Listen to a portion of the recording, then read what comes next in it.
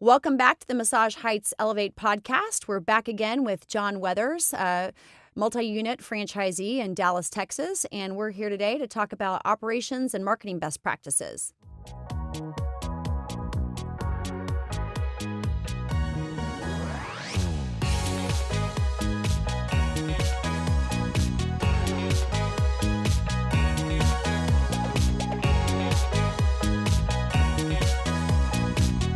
All right, what about marketing strategies?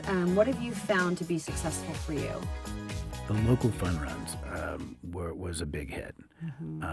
Doing complimentary chair massages at the local ones, the ones that are really close to your retreat, and complimentary chair massages. And all you need in order to get a complimentary chair massage is give me your email address and your phone number, and then those go in the database, our email database, and then we let everybody know we're going to be there's going to be free massages at our location, but we'll give 10 to 15 out free because that's just the way of getting prospects in there. Yes. 10 to 15 at each different event, and sometimes even more. We always say yes to donations anytime someone calls about any kind of silent fundraiser or auction or anything like that. The answer is always yes. And I tell everybody, don't even say I have to call them back. Just say, hey, come on in. We'll give you 2 or 3. Might as well. We had a discovery day yesterday, and I was telling the candidates the same thing. The way that Wayne and I built the business, and still today on the retreats that we own, and we have 4 of them, is that we don't ever say no to donation requests ever. Right. I mean, getting involved in that community, Right. Doing the local baseball program or high school football program and chair massage at the teachers lounge during Right. Teacher Appreciation Day. That's and, key too. Yeah. Yeah, all of those things. So do you think that the things that you do you spend a lot of time on grassroots marketing, or what would you say your mix is? I mean, are you doing digital? Are you doing print? Are you doing the grassroots stuff? What would you say is? It's evolved. Early on at our McKinney location, we were doing everything and anything all the time. We were doing chair massages out front during pretty days, getting people in. It's evolved though, and we're doing, to be honest, fewer grassroots events. I know at the other locations, the newer locations, Frisco and Windhaven, we've been doing more events there and trying to develop some little bit more traction. But I mainly focus on Google, Yelp, and some Facebook. Not as much Facebook. Google and Yelp. Google and Yelp, and Are you doing paid ads with them, or yes. Okay. Yes, I'm working with Reach Local and do both the SEO and paid Google AdWords and that type of thing. And you feel like that's been effective for you? Yeah, that discussion really centers back around your availability of therapists. Absolutely. So, and it's not only about availability of therapists or how many therapists you have, but it's available on the weekends, Yes. on the holidays, Prime on times. right. Yeah. So, yeah, I think it's effective. I think the once you develop a couple hundred, 200, 300, 400 active member base, really it's about focusing on the therapist and therapist availability. Rather than getting a bunch of prospects. And the thing is that you look for the retreats with the lower active member base. You look at the schedules, and on the weekends there is not when you need to be advertising. It's during the week, and you fill up your week by having availability on the weekends. Yes. And so, it's My point being is spending a lot more money on Google AdWords or any other marketing for that point is kind of mute until you fix your therapist. So that Absolutely. so And you're right, working on therapists is equally as important as generating prospects. So, working on recruiting and to your point in managing the schedule with those therapists and making sure that doesn't matter if we've got 20 therapists, if they're all working from 9 to 2 o'clock, that's not going to help us out, right? no, We need them working in the evenings and weekends. sure. So what have you found to be the best way to recruit therapists? Do you have one thing, or are there multiple things that you're doing? What is? Gosh, I wish there was that magic bullet. I know. Um, that's been a really big challenge. I think the biggest thing, Michelle's done a great job really getting to know the director of the biggest massage school, Hmm. and developing that relationship and just being consistently there. Could we do better job at that, and could we be there more often? Yes. It goes in tangents when Christmas is around and you've got gift cards selling through the roof and you've Sure. got all kinds of other things. It kind of ebbs and flows. But we just did a couple of events this past week there. Um, Events at the massage school. that's right. Okay. Had a couple of retreat directors go do mock interviews there, and then participate in that was one day, and then participate in a career fair the other day. So, and while we're there, we talk to the students, invite them in for a free massage if they're Hmm. a current student. Sure. Come in, visit the retreat, make yourself at home, get the experience. Um, so there's that. There's staying on Indeed, spending Hmm. quite a bit Hmm. on that. Um, and the other big thing lately is just been word of mouth. We've gotten we've been very fortunate. We just hired several new therapists, and once we got one, then you get another, and that also revolves around your Google reviews. Um, and I've had several therapists, therapists will come in out of the blue and I'll ask them, hey, well, what brought you to Massage Heights? And the answer is, well, I've been looking for a change and I looked at your reviews and I decided, hey, to come check it out. And we're talking about Um, customer reviews. I'm talking about customer reviews, Yeah. right? Yeah. Nate Connect said the same thing. I know that's a big focus of his. And I hear that all the time in the field. Therapists saying that they're looking at reviews just like a customer would, because if there are bad customer reviews, then likely it's not a great place to work, right? Right. So if the customer reviews are good, they know that they might be going to work for a good place that cares about the guests and members, that also cares about their team members. And so that's a big one. That's right. Yeah. Yeah, and that's just it's just extremely tough to manage those reviews. Mm. We've had, once or twice a year, I'll run a promo and I'll tell every single employee in the business, hey, if you get your name mentioned in a positive review on any of social media, I'll give you $25 Hmm. per positive mention. And now, um, you can't do that more than twice a year because if you do it, I did it for longer, Hmm. thinking that I was going to continue to get the same results, but it has the boost effect, right? People get excited about it, and then they tell all their clients, and we get great reviews Uh-huh. from, so it does work. Uh-huh. But then you can't keep it going because the excitement kind of fades off. So you Sure. got to kind of limit it to once or twice a year, I would say. But that's been really effective in helping out. So getting back to referrals, you talked about or word of mouth. Are you talking about therapists hearing from other therapists Mhm. about Massage Heights being a great place to work, or Yeah. and how are they hearing from Well, them? for example, we'll have someone come to us from Indeed Mm-hmm. and come in, go through the training, Mm-hmm. um, go to work on a Saturday and they're fully booked, Mm-hmm. and they had a great experience. And then they'll call a couple of the therapists where they used to work Ah. and say, "Hey, you got to come check this out. Mm-hmm. We're having all kinds of fun over here." Yeah. Um, That's great. yeah.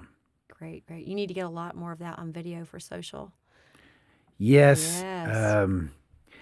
That's something we definitely need to work on. I've got a couple of projects in the work on that. Yeah. With Yeah, because you guys do have fun. I mean, seen some of the stuff y'all do, and so yeah, just highlighting that, because therapists know other therapists, right? that's right.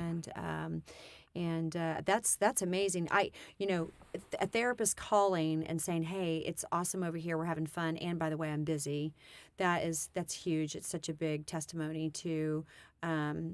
It's a referral. It's a personal Right. referral, just like Well, that customers are going to talk about, their experience, right? I think that's the biggest fear Yeah. for any therapist making a change. If Yes. they've got a clientele base, they're scared to change, even though they might not be extremely happy. I've heard that. So I hear that repetitively, as a matter of fact. yeah, When I go in the field, there's a couple questions I generally ask, and our therapists specifically, skin and massage therapists, and that's where were you before? Why didn't you come to Heights first? right, And what eventually brought you to us? right, And they will talk about the bad experiences that they were having at their prior employers, but they were afraid to leave because they didn't know if they were going to be busy enough, right? And right, they need to make a living, and they'll also say, well, I thought the biggest was the best, and they're talking about the biggest competitor we have. So I went to the best, but I realized it wasn't, and now here I am at Heights, and this really is a very different experience. So getting that message out to people, I don't know, and maybe just incentivizing them to refer their friends. Well, we talked about your infrastructure a little bit, so we can talk about that. I know you've got Michelle as your regional director, Mhm. and then do you have a retreat director at each of your locations? Michelle's the area retreat director and the retreat director at Stonebridge Ranch. Mm-hmm. And the thing is I do have a really, really, really strong assistant retreat director at Stonebridge Ranch. Mm-hmm. So she's does an amazing job when Michelle's not there. But I do have retreat directors at each one of the other locations as well, Okay, got it. as well as assistants. Yeah, very good, very good. How important it is to have those assistants and kind of have a bench of people. It's extremely important. They need it's well, not only having a retreat director, but having an assistant that feels in authority when the retreat director's not there, because they are, that it helps with everything: accountability, motivation, following all the right procedures. Having that title is critical, I think. No doubt. What are the core responsibilities of your retreat director? Would you say? What do you think is the most important thing for them to do? Coach, motivate, and inspire, Yeah. and lead by example. I really they need to be out front, on top, developing the rapport, leading by example. Mm-hmm. Closing sales, following the success sales process. Mm-hmm. That's their number one job and responsibility. All the other things about filling in the goals, filling in the paperwork, doing all those other things, they're important. But doing payroll, that's important. But the main thing is leading by example and always being out front, on top, and not in your office. I mean, spending is little time in that back office as possible. Yeah, that back office is not what's going to make us money or Right. help your team get better or Nope. any of that. So, Nope. to your point, lead by example. Do you? It's great that the retreat directors are responsible for selling as well. That might not be their number one function, right? But Right. to just again leading by example, showing it how it's done. I'm not afraid to do it. You shouldn't be afraid to do it, kind That's of right. thing. And this is how we do it. Do you?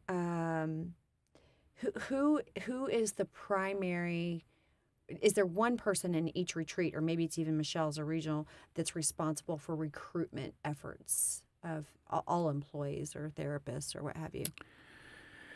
Well, that's probably the second biggest job for the retreat director. I think Michelle has been mainly leading that charge Mm-hmm. and showing them how and getting the event set up and ensuring that we have people there, Mm-hmm. that we have at least one, if not two or all of our retreats present at these events.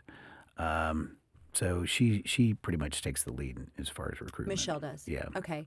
So when an applicant comes in from the website or wherever it comes from, Indeed or what have you, is she the one contacting them? She does well. I think we funnel those leads to each retreat director, Okay. and the retreat director will contact them and Okay. schedule the interview. Any best practices on that you can share as far as how they're handling those leads as they're coming in? Call the instant they come in. Yeah. I mean, that's the number one thing. I mean, you can't just sit on it and say, "Well, I'll get to that tomorrow." No, if they come in, pick up the phone right then and there, call them, leave a message if they don't answer, Mm-hmm.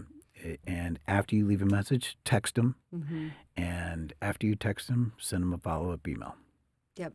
I've heard we had some marketing partners at one point say you should recruit like Alabama is recruiting, the best high school quarterback in the nation, right? Flying with the helicopter. Yeah. That's But just being on top of them and right. really, when somebody comes in, that you're very welcoming and Oh, yeah. number one, contact them right away. Yeah. Encourage them to come in right away. Don't put them off till tomorrow, to your Yeah, point. I think making them feel at home right off the bat is like the number one thing, as you said. Don't come in and just say, "All right, here's this application. Fill this out." Introduce them to the front desk. Hey, this is Bailey. She's our front desk. This is Brianna. She's been here a long time too.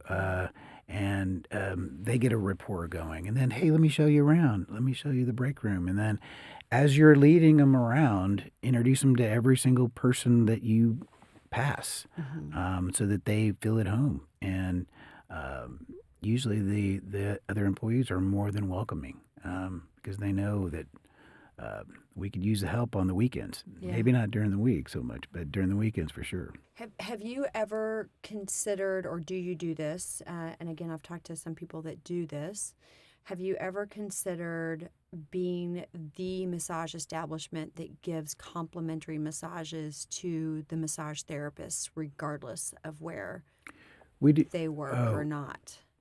you mean our current employees? No. Oh, Now, you're probably doing it for your current employees, I'm sure. Right. Right? I mean, do you or do you not? Oh yeah, we do. Yeah. But no, being more of known, like, look, hey, you've got all these therapists that are in massage school. They need massage as well, and I know a lot of times they work on each other for hours or what have you. Right. But not just in massage school. Once they're out, if they're independents, they're not getting massage from anybody else because they're hauling tables around and all of that. Have you ever considered making it known that you could be the place that they come to, whether they work there or not, and get one massage per month as an idea? I think that's a brilliant idea. I haven't done that yet, but I'm going to put that on the list for sure. Yeah, maybe something for the Dallas Co-op to talk Yeah. about, your group to talk about, because Yeah. Massage Heights really could be positioned as, hey, look, we really care about our massage therapists, and not just ours, but the massage therapy community, and we know how hard you work, and we'd love to be the place that you choose to come in and get taken care of. That's a great idea, and it also lets them see how busy that we can be, and Yes. eliminate some of that fear of change that they have. Yeah, absolutely. That's a One of good the idea. one of the things I might have shared this with you before. We did years ago. We did the Rock and Roll Half Marathon. We were a sponsor. Massage Heights was here in Dallas and several other markets, but Dallas. And I know that we had a retreat director. Windhaven, as a matter of fact, who was responsible for taking in all of the applications. So at the time, it was Craigslist. We were advertising on Craigslist that we needed 35 massage therapists for this event. We were doing table massage, just leg, and feet kind of thing after the race was over, post-race massage. And we needed 35 therapists. And so she had all of the therapists from wherever we were posting come through Windhaven. And then, of course, they did the event for us. Yeah, that's great. But she would show them around, like, hey, we need you to come and get your T-shirt for the event. We need you to come and just fill out some paperwork so we can pay you. Right. And then she would show them the retreat. They were like, oh my gosh, I had no idea this even existed, or if I did, I didn't know what it looked like. Right. And I think we ended up, out of those 35, we hired full time like 8 or 10 people into different retreats. So. Just another idea when you're going out and doing those events, right? To maybe not necessarily always take your own people. But yeah, that's a great idea to advertise, because talking about the events, and one of the reasons why we don't do a lot more of them is, to your point, you don't have therapists available to do them, right? Because they're on weekends, you need them they're on the Saturday, yes. Right? Yep. So yeah, that's a fantastic idea. Yeah. So now we just blasted that out to everybody. So there you go. Yeah, we found that as to be a great way to hire people. And you know what? Massage therapists generally love getting outside and doing those chair massage events, or not just outside, but in businesses or what have you. Yeah. And so you do want to reward your own therapist with some of those events as well, when you can. But it's just a great way for them to get to know you and get to know the brand, get them in the door to show them what you have, right. And like you said, introduce them to some of the other therapists. And wow, this is a welcoming place. It might be some place I'd consider working. That's right, to see our culture. Yeah, absolutely. Okay, I have just one last question for you. You are off the hot seat. Okay. And that is there anything that we haven't talked about today that you want to share? Yeah, I think all too often, retreat directors, assistant retreat directors, will look at the business and think, what's that one thing that's going to really boost our revenue or boost our membership growth?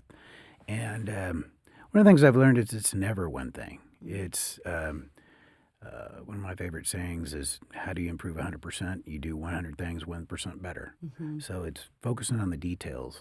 That's what's really key, I think. Yeah, I agree. That's really, really good advice. There is never one thing. There is no silver bullet. It is all the little things that add up.